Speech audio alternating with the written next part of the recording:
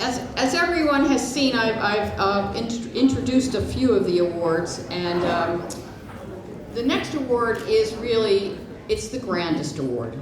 It is Lifetime Achievement, so you can't get that when you start because it's a lifetime of achievement. And the AESC Lifetime Achievement Award really does recognize a lifetime of achievement and recognition and the highest standards of service and quality and commitment to the profession. It is something that is hard to earn, and I think we have picked probably one of the finest candidate we could possibly pick. You'll see that there are a lot of friends and family folk here to share in this recognition. So without any further ado, I'm going to introduce the introducer.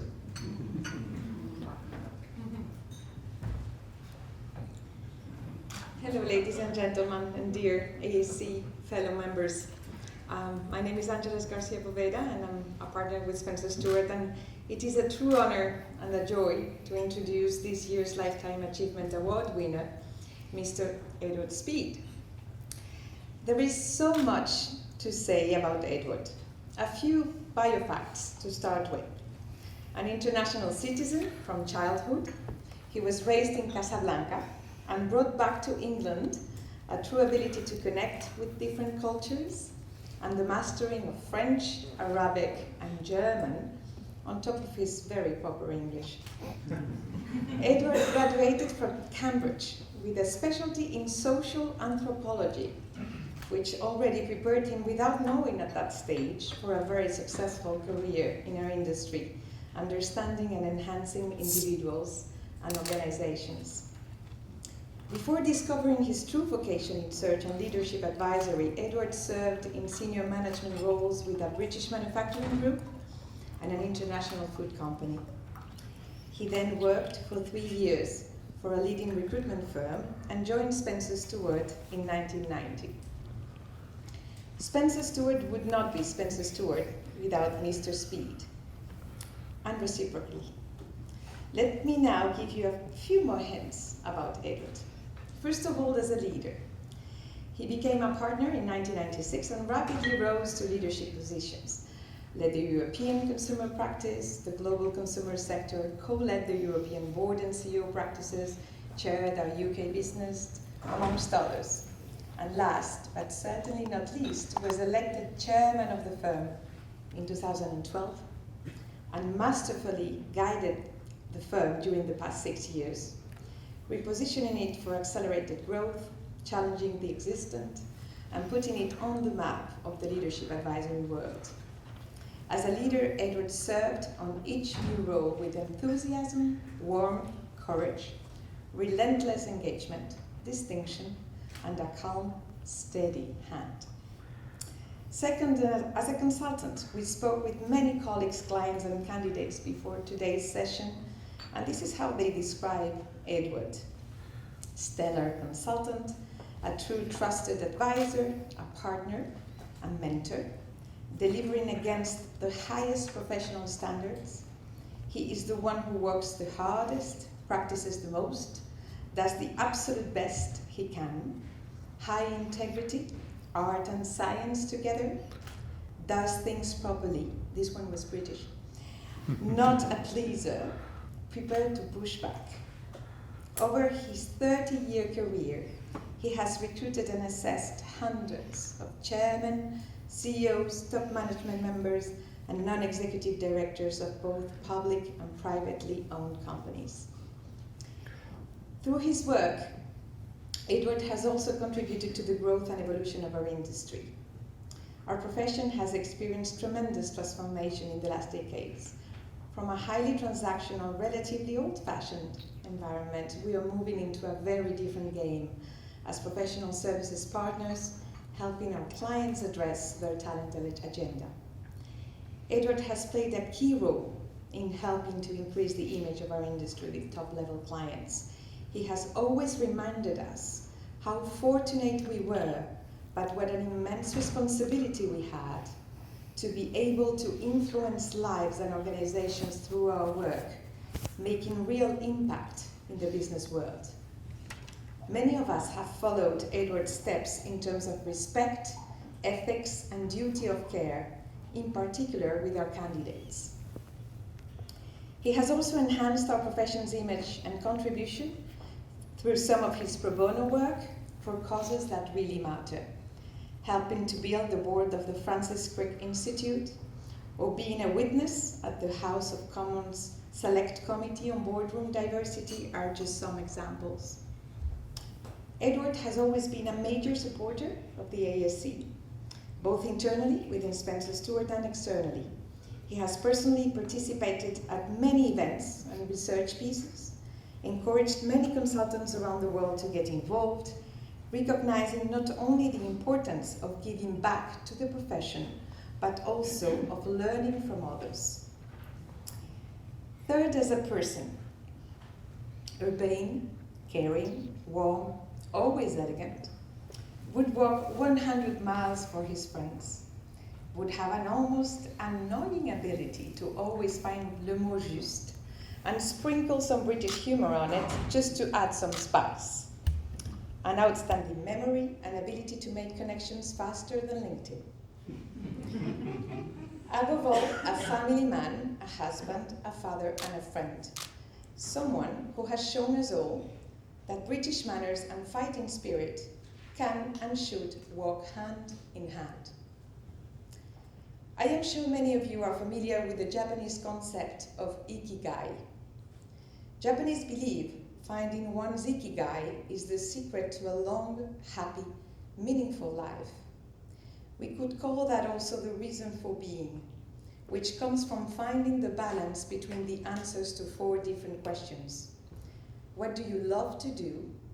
What are you good at? What does the world need from you?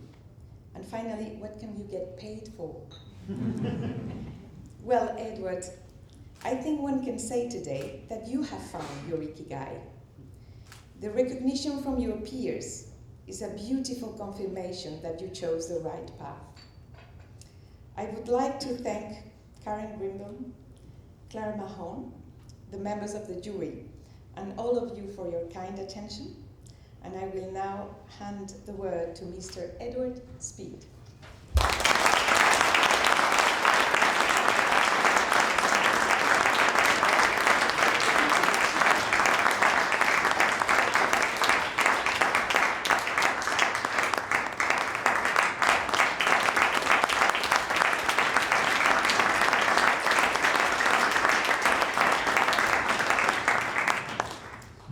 Wow, thank you, Angeles, for your generous remarks. I hardly recognize myself. So I'd like to say a few words of thanks, and then say a few words about the AESC, and then finish with a few reflections after 30 years in this great profession of ours. So thanks, Madame President of the AESC. I prefer that title, I just invented it, for this great honour. And it is indeed a huge honour and privilege to have been singled out in this way. I'm truly humbled, so thank you. I'd like to thank my colleagues, because really this is a team game. No one does what we do on their own. Or they would very soon blow up. So a huge thanks to my colleagues who are here, who rigged the ballot box, stuffed it full. So really, very, very proud actually for Spencer Stuart as a whole. And I think that I'm really here to take this on behalf of my team. I'd like to thank my wife Debbie and the family. I'd like to thank my super executive assistant Angela. Where's Angela?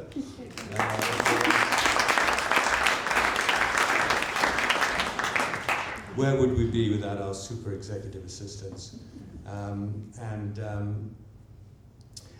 would like to thank finally the candidates. Where would we be without candidates? And I'm incredibly fortunate to have interacted over the years with many leaders and to have had real impact on their lives and careers, and also many of them have become friends. And we've stayed in touch, even though they may no longer be clients or candidates. And it's great to see the impact that we've had on organisations as well. And I'm sure all of you live for that, for recognising the impact that you have with your clients and with your candidates. So finally, a few reflections. I mean, I will say that when I first started this job back in 1987 with what was then Hay MSL, which is no longer, although I think Hay is a subsidiary of some firm. My first boss said, "This is the most relentless job that you will ever have or ever have had." And I didn't believe him. But I've got to say that he was right, and it is relentless, and we have to listen to what our bodies are telling us. And I would encourage all of you to take some time off from time to time, and to listen to your bodies and take it easy. I myself have been laid low over the last year. I'm coming back, thankfully, and that's going well. But I think that was one of those cases of not really listening to your body after many years. I don't think I've had a sabbatical or even been training. Sorry, head of training and talent, but it is pretty relentless. So that's one observation. And then the second is, I remember, this is probably aimed more at those starting in this amazing profession, is that when I first started, I was somewhat in awe of my older colleagues and indeed of my clients, and I never really contradicted them. I never really came with an opinion that was different. And it's only when I realized that I had the permission, and in fact that's what we were being paid for, was to have a point of view backed up by data and analytics and real knowledge of the client pools, that I was able to disagree and to argue and move from being an order taker to the leadership advisor that we see now on the AESC logo. So it might sound a little trite, but I'd encourage all of you to really take on your clients and to become the disruptor that Grant was talking about, and to really do what we're being paid for, and that is advise leadership. So, without further ado, I'd like to thank you all for this great award, and I must say about the AESC that Karen has absolutely transformed it. Our own Tom Daniels was the chair of the search committee of the AESC, and he was delighted with the work that Heidrick and Struggles did to find us Karen. And I think the biggest test is I open her emails. How many of you open her emails?